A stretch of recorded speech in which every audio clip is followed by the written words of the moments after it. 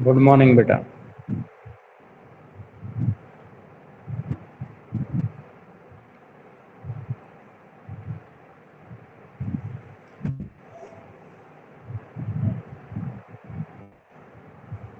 यहाँ बेटा page number 213 page पर भू राजस्व प्रणाली रिवेन्यू सिस्टम के बारे में जानेंगे। लैंड रिवेन्यू सिस्टम,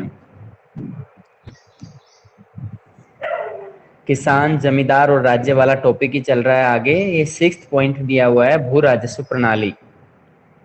इसको स्टार्ट करते हैं। देखिए बेटा, भू राजस्व प्रणाली के विषय में मैं आपको बताऊं कि भू राजस्व प्रणाली होती क्या है। भू राजस्व मतलब लैंड रिवेन्यू, यानी एक टैक्स होता है जो किसान जमीन जुताई करता है तो उसके बदले उसको अपनी उत्पादन यानी फसल के उत्पादन में से और लगभग उस समय आधा या आधे से ज़्यादा भी जमा करना पड़ जाता था। कभी कभी ऐसा नियम भी था कि लगभग 1/10वां हिस्सा ही उनसे लेते थे, खासकर मुसलमानों से। मुसलमानों को टैक्स में थोड़ा रियायत दी गई थी, बाकी अन्य धर्म के लोगों को इतनी रियायतें नहीं दी गई थी। यहाँ मुगल साम्राज्य के अंदर लैंड रिवेन्यू सिस्टम बहुत अच्छा नहीं कह सकते हैं, जैसे अंग्रेजों के राज में इसको और भी खतरनाक बना दिया गया था। तो ये चीज हम जानते हैं। अगला टॉपिक स्टार्ट करते हैं। जमीन से मिलने वाला राजस्व मुगल साम्राज्य की आर्थिक बुनियाद थी। आज के समय में तो जैसे फैक्ट्री हैं, बहुत ज़्यादा उत्पादन हम लोग करते हैं, सर्विस सेक्टर भी है, दूसरे देशों में भी लोग जॉब करते हैं, इनकम के सोर्सेज बहुत प्रकार के सामने आ रहे हैं। लेकिन उस समय ऐसा नहीं था। मुगल राजस्व जो है, यानी मुगल राज्य जो चलाने का एक आधार था, तो वो जमीन से मिलने वाला टैक्स होता था। राजस्व जो है, जमीन से जो टैक्स कलेक्ट होता था वही इस्तेमाल ये लोग करते थे। इस कारण से कृषि उत्पादन पर नियंत्रण रखने के लिए और तेजी से फैलते साम्राज्य के तमाम इलाकों में राजस्व आकलन व वसूली के लिए यह जरूरी था कि राज्य एक प्रशासनिक तंत्र खड़ा करे। यानी इस कारण से क्या जरूरी था कि कृषि का जो प्रोडक्शन होता है, एग्रीकल्चर प्रोडक्शन जो होता है, उसको कंट्रोल रखने के लिए, नियंत्रित रखने के लिए मुगल साम्राज्य के अधिकारी अपने नियंत्रण में रखते थे उसे। और तेजी से फैलते साम्राज्य के तमाम इलाकों में राजस्व आकलन करना, यानी जिन जिन क्षेत्रों तक मुगल साम्राज्य फैला हुआ है उस क्षेत्र में जितने भी किसान रहते हैं तो वहां पर उसका रिवेन्यू असेसमेंट कराना कि कितना राजस्व उनको अदा करना है और कितनी जुताई किस किसान ने कर रखी है। वसूली के लिए जरूरी था कि राज्य एक प्रशासनिक तंत्र खड़ा करे। तो उस समय नीड थी इस मुगल साम्राज्य की कि वह एक प्रशासनिक तंत्र खड़ा करना चाहते थे ताकि जो अच्छे तरीके से प्रशासन को चलाया जा सके। इसके बारे में देखिएगा। दीवान, दीवान क्या होता है? दीवान एक अधिकारी होता था जिसके दफ्तर पर यानी कार्यालय पर पूरे राज्य की वित्तीय व्यवस्था की देखरेख की जिम्मेदारी थी। यानी पूरे राज्य की फाइनेंशियल जो सिचुएशन है उसकी देखरेख की जिम्मेदारी इस दीवान की होती थी। ये मुगल साम्राज्य में एक वित्तीय अधिकारी था। इस तंत्र में यह शामिल था। अकेला व्यक्ति ये नहीं करता था सारा, कहीं आप सोच रहे हो कि दीवान ही सारी देखरेख करता था, नहीं।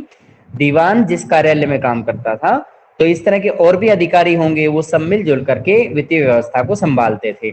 और इस तरह से हिसाब रखने वाले राजस्व अधिकारी खेती की दुनिया में दाखिल हो गए और कृषि संबंधों को शक्ल देने में एक निर्णायक ताकत के रूप में उभरे। यानी जो रिवेन्यू का हिसाब रखने वाले क्लर्क होते थे या असेसमेंट करने वाले अधिकारी होते थे, रिवेन्यू को, राजस्व को, जो जमीन का टैक्स होता है उसकी बात कर रहे हैं, तो राजस्व अधिकारी जो है खेती की दुनिया में दाखिल हो गए। खेती की दुनिया का मतलब होता है कि किसानों के जीवन के अंदर अब इनका हस्तक्षेप होने लगा। किसानों को अपनी मनमर्जी से ये लोग खेती नहीं करने देते थे, अब उन पे प्रभाव इन लोगों का दिखाई देने लगा। ये उनको रोकते टोकते रहते थे, उनसे टैक्स कलेक्ट करने के लिए बार बार आते थे। कृषि संबंधों को एक निर्णायक भूमिका इन लोगों ने पहुंचाई। यानी कृषि संबंध ये बताया कि जमींदार के पास में कितनी पावर है, किसान को कैसे रहना चाहिए, किसान को किसके प्रति वफादार होना चाहिए, समय पे कितना टैक्स उसको देना है। और इसमें ये भी बताना है कि भाई जो कृषि का जो उपज है अगर किसी कारणवश कम होती है तो उसमें कितनी छूट मिलेगी। इस तरह की सारी बातें ये अधिकारी लोग ध्यान रखते थे। ये एक महत्वपूर्ण ताकत के रूप में उभरे। इसके बाद है लोगों पर कर का बोझ निर्धारित करने से पहले मुगल राज्य ने जमीन और उन पर होने वाले उत्पादन के बारे में खास किस्म की सूचनाएं इकट्ठा करने की कोशिश की। यानी जब टैक्स का बोझ कंप्लीट लोगों पर डाला गया, कर का बोझ निर्धारित करने के मकसद से मुगल साम्राज्य ने क्या किया, क्या क्या जरूरी था, क्योंकि एकदम से कोई भी व्यक्ति टैक्स देने के लिए तैयार नहीं होता, इसके लिए पृष्ठभूमि तैयार करनी होती है। तो पृष्ठभूमि में इन्होंने क्या किया, उसका मुगल राज्य ने जमीन और उस पर होने वाले उत्पादन में खास किस्म की सूचना इकट्ठा की। एक तो जमीन की क्वालिटी देखी, एक उस पे होने वाला प्रोडक्शन देखा कि कहाँ पे ज्यादा होता है, कहाँ पे कम होता है, कहाँ पे कौन सी फसल होती है, ये भी ध्यान रखा गया। भू राजस्व के इंतजामात में 2 चरण थे, यानी इसको एक ही बार में इसको लागू नहीं किया गया, इसको 2 तरह से लागू किया गया है। पहला था कर निर्धारण यानी टैक्स असेसमेंट, कि किस प्रकार की जमीन का, किस प्रकार की खेती का कितना टैक्स बनेगा, और दूसरा था वास्तविक वसूली यानी उसको वसूल करना, जो कर का निर्धारण हो गया उसको वसूल करना। तो 2 चरण हो गए भू राजस्व के इंतजाम करने के, एक टैक्स असेसमेंट और दूसरा है उसका वसूल करना, कलेक्शन करना। जमा निर्धारित रकम थी और हासिल सचमुच वसूली गई रकम। जमा किसे कहा जाता था कि जितना कर का निर्धारण किया गया, जितना टैक्स का को उसमें निश्चित किया गया है टैक्स किसी क्षेत्र के लिए, तो वह उसको जमा करना है, तो उसे जमा बोला जाता था। और हासिल होता है वसूल की गई रकम। अमील गुजार या राजस्व वसूली करने वाले के कामों की सूची में अकबर ने हुक्म दिया कि जहां उसे अमील गुजार को कोशिश करनी चाहिए कि खेतिहर नगद भुगतान करें, वहीं फसलों में भुगतान का विकल्प भी खुला रहे। अमील गुजार से क्या कहा गया है, अकबर के द्वारा हुक्म देकर के क्या कहा गया है, जो कि एक राजस्व वसूल करने वाला एक अधिकारी है, उसको बोला है कि उसे कोशिश करनी चाहिए कि जो किसान पेमेंट करता है कैश पेमेंट करे। फसल, अगर कोई किसान फसल की प्रोडक्शन के रूप में यानी अनाज भी देना चाहता है तो वो भी विकल्प होना चाहिए, किसान के पास वो चॉइस भी हो। ऐसा नहीं कि उसके ऊपर बर्डन डाल दिया जाए, बर्डन नहीं, लेकिन हाँ इसको जरूर बोला गया है अमील गुजार को कि कोशिश करें कि जितना हो सके कैश पेमेंट लें किसान से। राजस्व निर्धारित करते समय राज्य अपना हिस्सा ज्यादा से ज्यादा रखने की कोशिश करता था, यानी जो सरकार उस समय काम कर रही थी मुगलों की, वो ज्यादा से ज्यादा अपना टैक्स में हिस्सा, अब जमीन के अंदर जो भी उत्पादन होता था उसमें टैक्स ज्यादा से ज्यादा रखने की कोशिश करते थे। मगर स्थानीय हालात की वजह से कभी कभी सचमुच में इतनी वसूली कर पाना संभव नहीं हो पाता था। कभी कभी समय से मानसून ना आए, अकाल पड़ जाए, किसी और परिस्थिति से बाढ़ आ जाती है, तो किसी भी इस तरह की परिस्थिति होने की वजह से जितना भी कर निर्धारण होता था तो उतना कर वसूलना आसान नहीं हो पाता था। अब आगे चलते हैं। हर प्रांत में जुती हुई जमीन, जोतने के लायक जमीन, दोनों की नपाई की गई। एक तो कंप्लीट एरिया जितने में खेती होती है उसको नापा गया, एक जोतने के लायक जमीन जिसको और बढ़ाया जा सकता है, यानी एक उपजाऊ भूमि पड़ी हुई है जिसको जोता नहीं जाता है, तो जोतने के लायक जमीन है उसको भी नापा गया। अकबर के शासनकाल में अबुल फजल ने आइन में ऐसी जमीनों के सभी आंकड़ों को संकलित किया। अबुल फजल ने क्या किया, आइन ए अकबरी जो एक इसकी पुस्तक रही है, इसका ग्रंथ रहा है, उसमें इसने इस तरह की जमीनों के आंकड़े इकट्ठा कर लिए कि कितनी जमीन बोई जा रही है और कितनी और बोने के लायक है। उसके बाद बादशाहों के शासनकाल में भी जमीन की नपाई के प्रयास जारी रहे। बादशाह जितने भी बने, शाहजहां है या फिर जहांगीर है, औरंगजेब है, मुगल सम्राट शाह आलम द्वितीय है, बहादुर शाह जफर प्रथम और बहादुर शाह जफर द्वितीय, इस तरह के जो शासक रहे उनके दौरान भी जमीन की नपाई का काम चलता रहा, नापते रहे, असेसमेंट होता रहा। असेसमेंट के लिए नापते थे, ये इसका मतलब ये नहीं कि भाई वैसे ही नाप रहे हैं, इसका मकसद था कि जब टैक्स निश्चित कर रहे हैं तो जमीन की नपाई का काम हो। हर साल जमीन की बुआई का क्षेत्र बढ़ता रहता था। मसलन 1665 ईस्वी में औरंगजेब ने अपने राजस्व कर्मचारियों को स्पष्ट निर्देश दिया, हर गांव में खेतीहरों की संख्या का सालाना हिसाब रखा जाए। उसने औरंगजेब ने क्या कहा कि जो भी रेवेन्यू के लिए काम करने वाले कर्मचारी हैं उनको बोला गया कि हर गांव के अंदर खेतीहरों की संख्या का सालाना हिसाब रखा जाए कि कितने लोग खेती करते हैं हर गांव में, ये असेसमेंट भी जरूरी है। इसके बावजूद सभी इलाकों की नपाई सफलतापूर्वक नहीं हुई। बेशक से चाहे कितने भी टाइट नियम बना दिए गए, ये जो खेतीहरों की संख्या निकालने के उसका हिसाब रखने वाली जो बात थी, ये सिर्फ इस मकसद से की गई थी कि टैक्स का कलेक्शन सही तरीके से हो जाए और जमीनों की नपाई सही तरीके से हो जाए, लेकिन वो नहीं हो पाया। जैसा कि हमने देखा है, उपमहाद्वीप के कई बड़े हिस्से जंगलों से घिरे हुए थे, इनकी नपाई नहीं हुई। यानी इंडिया का बहुत बड़ा भाग ऐसा था जिसके अंदर बड़े बड़े जंगल थे और उन क्षेत्रों में खेती नहीं होती थी, इसलिए उसकी नपाई नहीं हुई। यहां आजादी के बाद भारत में जमींदारी व्यवस्था को खत्म कर दिया गया है, कानूनन ऐसा कर दिया है। सरकार अब सामंतवाद को सपोर्ट नहीं करती है, क्योंकि हमारा देश जो है एक लोकतांत्रिक देश है। इस अनुभाग को पढ़ने, उन कारणों की पहचान करें जिनकी वजह से ऐसा किया गया। क्योंकि समाज के अंदर एक आर्थिक विषमता का माहौल रहता था। जमींदार जो हैं गरीब किसान का शोषण करते थे। समाज के अंदर एक विध्वंसक ताकतें, कभी कभी ऐसा भी होता था जमींदार इतना शक्तिशाली हो जाता था कि राज्य के लिए खतरा बन जाता था। तो इस तरह की व्यवस्था को खत्म करना बहुत ज्यादा जरूरी था। कहीं ना कहीं सामंतवाद की जड़ें रोमन साम्राज्य से जुड़ी रहती हैं, या फिर ऐसे साम्राज्य से जो मध्यकालीन समाज के अंदर अस्तित्व में आए थे और वो समाज के अंदर कभी भी समानता लाने के लिए नहीं थे। अब हम आगे चलते हैं 214 पेज। यहाँ पे एक अमीन नाम के एक पदाधिकारी का विवरण डाला गया है। अमीन एक मुलाजिम था जिसकी जिम्मेवारी सुनिश्चित करना था कि प्रांतों में राजकीय नियम कानूनों का पालन हो रहा है या नहीं हो रहा है। आपके लिए पूछा जाएगा अमीन का क्या कार्य होता था या अमीन कौन था। ये किसी व्यक्ति का नाम नहीं है, याद रखिए, ये एक पद का नाम है, राजनीतिक पद है ये, और राजनीतिक पद में इसको अमीन कहा जाता है। अमीन एक मुलाजिम था, एक कर्मचारी मान सकते हो, एक अधिकारी कह सकते हो। ये इसकी काम क्या था, प्रांतों के अंदर जितने भी गवर्नमेंट के द्वारा जो नियम बना रखे हैं, कानून बना रखे हैं, उनका पालन दुनिया कर रही है या नहीं कर रही है, आम लोग उसका पालन कर रहे हैं कि नहीं कर रहे हैं, ये इसका काम होता था अमीन का। अपने अधीन इलाकों में जमीन का वर्गीकरण करते वक्त मुगल राज्य ने किन सिद्धांतों का पालन किया और राजस्व निर्धारण किस प्रकार किया जाता था, इसमें यह देखते थे कि जमीन की उपजाऊपन के हिसाब से देखा गया।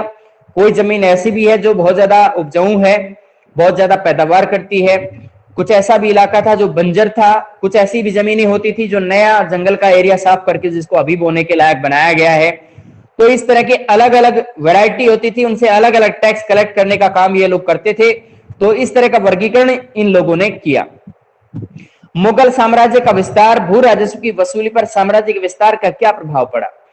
भू राजस्व की वसूली पर साम्राज्य के विस्तार का बहुत अच्छा प्रभाव पड़ा कि उस समय भू राजस्व पर्याप्त मात्रा में इकट्ठा हुआ और उससे मुगल जो बादशाह थे वो बहुत प्रॉपर तरीके से अपना काम कर सकते थे, सभी तरह के खर्चे निपटा सकते थे, अच्छी अच्छी सड़कें बनवा सकते थे, धर्मशालाएं बनवा सकते थे, या फिर मस्जिदें और मंदिर वगैरह बनवा सकते थे, उनकी मरम्मत कर सकते थे। अब आगे चलते हैं, अकबर के शासन में भूमि का वर्गीकरण, कैसी कैसी खेती होती थी। देखिए, आईने अकबरी में वर्गीकरण के मापदंड की निम्नलिखित सूची दी गई है। अकबर बादशाह ने अपनी गहरी दूरदर्शिता के साथ जमीनों का वर्गीकरण किया और हर एक वर्ग की जमीन के लिए अलग अलग राजस्व निर्धारित कर दिया। ये किसने किया है? अकबर बादशाह एक बहुत ही दूरदर्शी स्वभाव के व्यक्ति थे, आगे की सोच के चलते थे, गहरी दूरदर्शिता उनके व्यवहार की विशेषता थी, उनके चरित्र की विशेषता थी। उन्होंने क्या किया, जमीनों का वर्गीकरण कर दिया, क्लासिफिकेशन कर दिया और हर एक वर्ग की जमीन के लिए अलग अलग राजस्व निर्धारित किया गया कि कुछ जमीन जो है जिसकी क्वालिटी अच्छी है, कुछ जमीन ऐसी है जिसकी क्वालिटी अच्छी नहीं है, या फिर कोई और डिवीजन उन्होंने तैयार किया, वो आपके सामने है, अभी आएगा इसमें। जैसे इसमें सबसे पहली वैरायटी पोलज। पोलज क्या है? जमीन की वैरायटी है। वह पोलज वह जमीन है जिसमें एक के बाद एक हर फसल की सालाना खेती होती है, यानी एक के बाद एक हर फसल की सालाना खेती होती है। वर्ष में एक बार खेती ये पोलज जमीन पर करते थे, लेकिन जिसे कभी खाली नहीं छोड़ा जाता है। पोलज जमीन उपजाऊ जमीन होती है, वर्ष में एक के बाद एक फसल सालाना होती है। यहाँ पर इसमें यहाँ पे ये क्लियर नहीं किया गया है कि फसल पोलज में एक साल में एक ही बोते थे या दो बोते थे, तो इसको कभी खाली नहीं छोड़ते थे, इतना क्लियर किया गया है पोलज जमीन को। परोती वह जमीन है जिस पर कुछ दिनों के लिए खेती रोक दी जाती है ताकि वह अपनी खोई हुई ताकत वापस प्राप्त कर सके। परोती जमीन कैसी है? जिसको परती भूमि भी कहा जाता है, जिसको खाली छोड़ने वाली व्यवस्था के तहत, जैसे अपने यहाँ पे एक शब्द इस्तेमाल होता है खाली खेत के लिए, जैसे इस समय आज खरीफ की मौसम की जो फसलें हैं बोई जा चुकी हैं, तो उस समय कुछ खेतों को खाली छोड़ रखा है, बदवाड़ बोला जाता है उनको अपने इस इलाके में, तो उन्हें वो लोग परोती या परती जमीन कहते थे। और उस समय कुछ दिनों के लिए, जैसे 6 मंथ के लिए, या कहीं पर ऐसा भी था जिसमें 1 साल के लिए खेती नहीं करते थे, उसमें वो दोबारा से अपनी उपजाऊपन प्राप्त कर लेता था, फिर उसमें खेती करते थे। अब आता है चचर जमीन। ये 2 वैरायटी हम पढ़ चुके हैं, पोलज जमीन और परोती जमीन। अब आता है चचर जमीन। चचर वह जमीन है जो 3 या 4 वर्षों तक खाली रहती है, यानी इसकी क्वालिटी और भी ज्यादा घटिया है। ये जो परोती जमीन से भी घटिया है, ये इसे 3 से 4 साल तक इसको खाली छोड़ते हैं। अब आता है बंजर जमीन। बंजर वह जमीन है जिस पर 5 या सबसे ज्यादा वर्षों से खेती नहीं की गई हो, या तो 5 साल या फिर उससे भी ज्यादा साल से अगर किसी खेत को खाली छोड़ के रखा हुआ है, उस पर खेती नहीं होती है, उसको बंजर जमीन कहते थे। तो यहाँ पे हम 4 वैरायटीज के बारे में जान चुके हैं। पोलज जमीन बढ़िया जमीन होती है, परती जमीन जिसको एक सीजन या फिर कुछ दिन के लिए उसको खाली छोड़ा जाता है, चचर जमीन को 3 से 4 साल के लिए खाली छोड़ते हैं, और बंजर जमीन को 5 या उससे ज्यादा साल के लिए खाली छोड़ा जाता है। पहले 2 प्रकार की जमीन की 3 किस्म है, अच्छी, मध्यम और खराब। पहले जो 2 किस्म बताई गई, जैसे कि पोलज जमीन और परती जमीन, परोती जिसे कहा गया है, 3 किस्में हैं इनकी, अच्छी, मध्यम और खराब। वे हर किस्म की जमीन के उत्पाद को जोड़ देते हैं, और उसका तीसरा हिस्सा मध्यम उत्पाद माना जाता है, जिसका 1/3 हिस्सा शाही शुल्क माना जाता है। इसमें कैसे बता रखा है, टैक्स का असेसमेंट कैसे करते हैं, यानी 3 वैरायटी में बांटा गया है। यह भी बताना जरूरी है, जमीन के 3 किस्में होती हैं, अच्छी, मध्यम और खराब। ये पहली 2 वैरायटी में ही पाया जाता है, और हर किस्म की जमीन के उत्पाद को जोड़ा जाता है कि जितना भी वो उत्पादन उससे प्राप्त हुआ उसको जोड़ लिया जाता है, और इसका तीसरा हिस्सा मध्यम उत्पाद माना जाता है। तीसरा हिस्सा क्या होता है? मध्यम उत्पाद।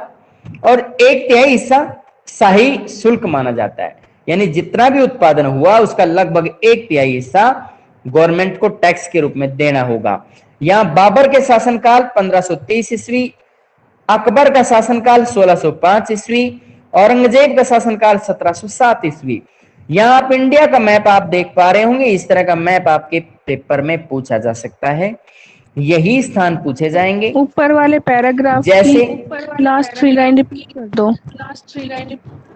लास्ट 3 लाइंस बेटा, इसमें ये बताया गया है कि यहाँ पे 2 प्रकार की जमीन की 3 किस्में बता रखी हैं। जो पहली 2 प्रकार हैं, जैसे पोलज और परोती, इसकी 3 किस्में हैं, अच्छी भी होती है, मध्यम भी होती है और खराब भी। अच्छी तो अच्छी होती है, या फिर खराब वो सबसे बेकार होती है, और जो बीच के लेवल की होती है उसको मध्यम बोला गया है। वे हर किस्म की जमीन के उत्पाद को जोड़ देते हैं, यानी मान लीजिए खराब किस्म की जमीन है या फिर मध्यम किस्म की जमीन है या अच्छी है, सारा कुल मिलाकर के उसको टोटल कर लेते हैं, और इसका तीसरा हिस्सा जितना बनता है उसको मध्यम उत्पाद मान लेते हैं। मध्यम उत्पाद टैक्स के रूप में नहीं भरना, लेकिन उसका 1/3 हिस्सा गवर्नमेंट को टैक्स के रूप में देना होता है, जिसको शाही शुल्क कहा गया है। शाही शुल्क तीसरा हिस्सा 1/3। अब यहां आप देख सकते हैं इस मैप को, देखिए बेटा कुछ स्थान दिखा रखे हैं, समरकंद, बल्ख, कंधार, काबुल, लाहौर, पानीपत, दिल्ली, आमेर, अजमेर, आगरा, पटना, रोहतास, गोवा। अब ये स्थान हमें तैयार करने हैं, भरने आने चाहिए। देखिए बेटा, आगरा ये बहुत ज्यादा दूरी पर स्थित नहीं है, आप दिल्ली की लोकेशन देख पा रहे होंगे, दिल्ली से, और यूपी के अंदर पड़ता है आगरा, जहां पर ताजमहल बना हुआ है, शाहजहां और इसके अलावा अकबर की भी ये राजधानी के रूप में रहा है। यहां हम देखते हैं आगरा के अंदर यमुना नदी बहती है, जो नदी दिल्ली से बह करके आगे बढ़ती है वह आगरा जाती है, फिर मथुरा जाती है। तो दिल्ली से जब चलते हैं तो बेटा आगरा यमुना नदी पर किनारे पर पड़ता है, बहुत ही अच्छा शहर माना जाता था उस समय। और यहाँ पर आगरे के अंदर एक लाल किला बना हुआ है, जबकि दिल्ली में भी लाल किला है, आगरे में भी एक लाल किला है। पानीपत जो कि हरियाणा का एक प्रमुख शहर है, यहाँ पे बहुत ज्यादा मात्रा में फैक्ट्रियां हैं, हौजरी वगैरह बहुत ज्यादा मिलती है, कंबल वगैरह बनते हैं। लाहौर जो है ये पाकिस्तान के अंदर पड़ता है, ये इलाका जो है पाकिस्तान का है, ये इतना सा इलाका, इतना। और ये बेटा लाहौर को आपको इंडिकेट करना है पाकिस्तान के अंदर। लाहौर है कहाँ? ये अपना जो पंजाब है, इंडियन जो पंजाब जिसे कह सकते हैं, जैसे उसके अंदर यहाँ पे बाउंड्री के साथ में बिल्कुल इसके सामने अमृतसर है, इधर लाहौर है, बीच में वाघा बॉर्डर है, वाघा सुना भी होगा कभी नाम आपने। अब यहाँ पे काबुल जो है अफगानिस्तान के अंदर पड़ता है, कंधार ये भी अफगानिस्तान में पड़ता है, और बल्ख है ये भी अफगानिस्तान में पड़ता है। समरकंद और आगे पड़ता है, इसकी लोकेशन अफगानिस्तान से पार है। तो हमें ये इतना ध्यान देना है बेटा, ये मेन जो टॉपिक है। आमेर जो है ये जयपुर जो है उससे पहले एक बस्ती आती है जिसको आमेर कहा जाता है, ये वही आमेर है। अजमेर ये इससे अगला, जो कि जहां पर ख्वाजा मोइनुद्दीन चिश्ती की दरगाह है राजस्थान के अंदर, अजमेर। ये दिल्ली के अंदर बेटा अगर हम 6th लेसन के अकॉर्डिंग देखें तो दिल्ली में ख्वाजा बख्तियार काकी की दरगाह यहाँ पर है, और शेख निजामुद्दीन औलिया की दरगाह यहाँ पर है। और यहाँ पर अजमेर के अंदर शेख निजामुद्दीन चिश्ती की, शेख निजामुद्दीन चिश्ती नहीं, शेख मोइनुद्दीन चिश्ती अजमेर, और वो निजामुद्दीन जो है, निजामुद्दीन औलिया, वो दिल्ली के अंदर पड़ते हैं। ये पटना और रोहतास नाम का जो शहर है ये पास पास पड़ते हैं, दोनों बिहार में पड़ते हैं। गोवा को आप देख सकते हैं, ये नीचे वाली लोकेशन में है। अब आप आगे चलते हैं, मनसबदारी व्यवस्था। मनसबदारी व्यवस्था कैसी होती है? पूछा जाएगा आपसे मनसबदार किसे कहते हैं या मनसबदारी व्यवस्था क्या है। एक एक चीज को ऐसे तरीके से पढ़ो बेटा, याद करो, इनको लिखो अपनी नोटबुक में। मनसबदारी व्यवस्था से आप क्या समझते हैं? इसमें इन जानकारियों से आपको, जैसे अमीन का क्वेश्चन ऊपर बन जाता है, अमीन क्या है? अकबर के शासनकाल में भूमि के वर्गीकरण को समझाएं। बेटा कुछ भी आपको ऐसा नहीं करना इसमें चेंज, लगभग इसी की लैंग्वेज में आप लिख सकते हो, अपनी लैंग्वेज भी बना सकते हो, लेकिन चेंज नहीं करें। मैटर तो यही लिखना पड़ेगा। अगला टॉपिक पे देखो, नगद और जींस के बारे में आप क्या समझते हैं? जमा क्या कहलाता है, जिसको हमने अभी पढ़ रहे थे, टैक्स होता है जमा। तो ये चीजें हैं बेटा। आपसे पूछा जाता है कि भाई बाबर, अकबर, औरंगजेब के समय पर महत्वपूर्ण शहरों की व्याख्या कीजिए, महत्वपूर्ण शहर कौन कौन से थे, नाम बताना है, तो इन्हीं में से नाम बता दीजिए आप उसको, यही नाम है उनके। अगर पूछा जाता है कि उसका विस्तार समझाएं, क्या कहां तक फैला हुआ था, तो यही नाम लिख दोगे तब भी आप उसका विस्तार समझा दोगे, इन नामों को लिख देना बस। अब आता है देखिए बेटा आगे, मनसबदार। मुगल प्रशासनिक व्यवस्था के शीर्ष पर एक सैनिक नौकरशाही तंत्र मनसबदारी होता था, जिस पर राज्य के सैनिक और नागरिक मामलों की जिम्मेदारी थी। यानी मनसबदार का क्या काम था? एक तो सैनिक ड्यूटी निभाते थे, सैनिक कार्य उनका कर्तव्य निभाना होता था, सैनिक के रूप में सेवाएं देनी होती थी, और नागरिक मामलों में भी जिम्मेदारी उन्हीं की थी कि नागरिक को कौन कौन से अधिकार मिलते हैं, या नागरिक की कोई बात राज्य को शेयर करनी है तो ये करते थे। कुछ मनसबदारों को नगदी भुगतान करते थे, यानी कैश पेमेंट करते थे मनसबदारों को, कुछ को, जबकि उनमें से ज्यादातर को साम्राज्य के अलग अलग हिस्सों में राजस्व के आवंटन के जरिए भुगतान करते थे। यानी इसमें यह बताया गया है कि उनमें से ज्यादातर को साम्राज्य के अलग अलग हिस्सों में राजस्व के आवंटन के जरिए भुगतान किया जाता था। अगर जिस तरीके का कोई भी मनसबदार राजस्व का आवंटन सही तरीके से कर पाता है, अगर आवंटन ज्यादा है राजस्व का यानी लैंड रिवेन्यू ज्यादा इकट्ठा हो रहा है तो सैलरी ज्यादा होगी, कम हो रहा है तो उसकी सैलरी कम होगी। समय समय पर उनका तबादला भी करते थे। मान लीजिए कोई मनसबदार बहुत अच्छा काम कर रहा है, तो उसको हो सकता है कि दूसरे एरिया के अंदर भी उस चीज को फायदा उठाने के लिए या उसको वहां के लोगों को भी फायदा देने के लिए उसका ट्रांसफर भी करते थे, या फिर कोई उचित कार्रवाई नहीं कर रहा है, लापरवाह है, तब भी उसकी इस तरह का चेंज कर सकते थे। तो यहाँ पे तबादले के बारे में बता रखा है, कैश पेमेंट के बारे में बता रखा है, ड्यूटी बता रखी है, सैनिक और नागरिक मामलों की जिम्मेदारी ये निभाते थे। सर रिपीट कर दो, समझ नहीं आया। मनसबदारी का बेटा, मनसबदारी व्यवस्था का बिल्कुल सिंपल सा है, प्रशासनिक तंत्र का महत्वपूर्ण अंग होते थे, इसके शीर्ष पर ये काम करते थे, प्रशासनिक व्यवस्था में शीर्ष पर इनका काम रहता था। कौन कौन सी ड्यूटीज निभाते थे, जैसे कि आज के समय में ब्यूरोक्रेट्स होते हैं, आईएएस ऑफिसर्स होते हैं, वो ठीक ऐसे ही मनसबदारी का सा काम करते हैं। इन्होंने बताया है इसमें सैनिक और नौकरशाही तंत्र होता था, यानी ये सेवाएं देते थे, सैनिक सेवाएं भी देते थे, जैसे एक ऑफिसर को काम करना हो। हाँ बेटा, अब आवाज आ रही है? Yes sir. या आप भी नहीं आ रहे? बेटा मैं ये कह रहा हूं कि मनसबदारी व्यवस्था के अंदर इनको दो प्रकार के काम करने होते थे, सैनिक उत्तरदायित्व निभाना होता था और एक ऑफिसर के रूप में भी अपनी भूमिकाएं अदा करते थे। यानी नागरिक मामलों की जो जिम्मेदारी इसमें कही गई है, सैनिक और नागरिक मामलों की जिम्मेदारी, तो नागरिक मामलों का मतलब ये होता है कि वो जैसे आज के समय में आधुनिक नौकरशाही काम करती है, जैसे ऑफिसर्स काम करते हैं, आईएएस ऑफिसर्स, तो उस तरह का काम ये लोग करते थे, प्रशासनिक नियंत्रण बना के रखते थे। कुछ मनसबदारों को नकदी भुगतान किया जाता था, यानी कैश पेमेंट करते थे, जबकि उनमें से ज्यादातर को साम्राज्य के अलग अलग हिस्सों में राजस्व के आवंटन के जरिए भुगतान भी किया जाता था। एक तो इनको बेटा कैश के रूप में पैसा मिलता था, और दूसरा बेटा इनको पैसा कैसे मिलता था, इनको बोल दिया जाता था बेटा टैक्स कलेक्ट कर लो, आप अपने एरिया में टैक्स कलेक्ट कर लो और अपने पास रख लेना, ऐसा बोला जाता होगा। या फिर अपने अपने पेमेंट के अकॉर्डिंग ये रख लिया और बचा उसको सरकारी खजाने में जमा कर दिया, ऐसा भी हो सकता था। तो यहाँ पे दो तरीके से यहाँ पे भुगतान की बात की गई है, इनकी सैलरी की बात की गई है, एक तो कैश पेमेंट और दूसरा है राजस्व के आवंटन के जरिए। यानी इनको बोल दिया कि आप अपना रिवेन्यू इकट्ठा कर लो, जमीन का रिवेन्यू इकट्ठा कर लो, अपने पास रख लेना और जो बचे वो जमा कर दो। समय समय पर इनका तबादला भी करते थे। मान लीजिए कोई मनसबदार किसानों से मिलजुल के रहने लग जाता है, टैक्स कम लगाता है उन लोगों पर, तो फिर मतलब उसकी जान पहचान का गलत फायदा किसान उठाने लग गए हैं, तो फिर उसको तबादला कर देते थे। इस तरह की समस्याएं भी उस समय आ रही थी। ठीक है बेटा, तो यहां तक का टॉपिक आप अच्छे से रिवाइज करें, कोई प्रॉब्लम है तो बताइएगा।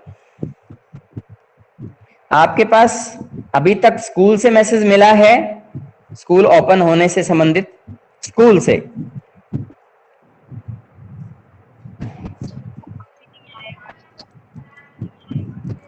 क्या बेटा, आपकी आवाज नहीं आ रही,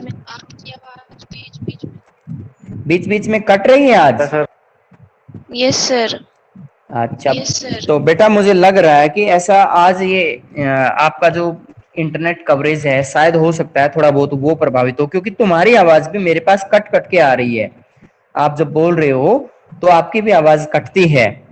अब मेरी आवाज अब आ रही है आप तक? है बेटा? Yes sir. Yes sir. Okay बेटा।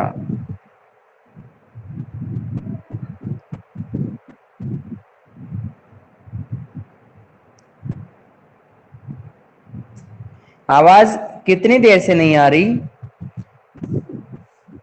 है बेटा? ऐसी बात तो नहीं होनी चाहिए। अच्छा, स्टार्टिंग से तो आप मेरे को बताया तो करो, आप बोल माइक ऑन करके फटाफट उसी समय बता दो मेरे को। तो अब इंटरनेट की वो लग रहा है बेटा, यहाँ से तो कोई इस तरह का फॉल्ट नहीं है सर, क्योंकि आवाज आप अच्छा, आपने डिस्कनेक्ट करके दोबारा से किया था join? Yes sir. Yes sir. अच्छा अच्छा, तो बेटा ये तो अब कभी कभी ऐसा होता ही है, ये इंटरनेट का पता नहीं क्या। अब यहां तक के टॉपिक पढ़ लीजिए, ठीक है बेटा, और अपना इससे संबंधित क्वेश्चंस लिखते रहिएगा। अब आपके स्कूल जल्दी खुलेंगे, ठीक है बेटा। अभी सुनने में आ रहा है, अभी जल्दी खुलने वाले हैं, आपको मैसेज मिल जाएगा। और स्कूल बेटा जब तक कंफर्म नहीं हो जाता तब तक वो बच्चों को इसमें इंफॉर्मेशन नहीं दे सकता। कंफर्म होना बहुत जरूरी है सरकार की तरफ से, बोर्ड की तरफ से। जब वो एक सर्कुलर स्कूल के अंदर पहुंच जाएगा उस समय तुरंत आपको सूचना दे दी जाएगी, ठीक है। न्यूज़पेपर वगैरह में या फिर आपके यूट्यूब चैनल पे इस तरह का तो बहुत दिन से हो रहा है, लेकिन बेटा कंफर्म मैसेज आना चाहिए, ठीक है बेटा। अब आप लीव कर सकते हैं।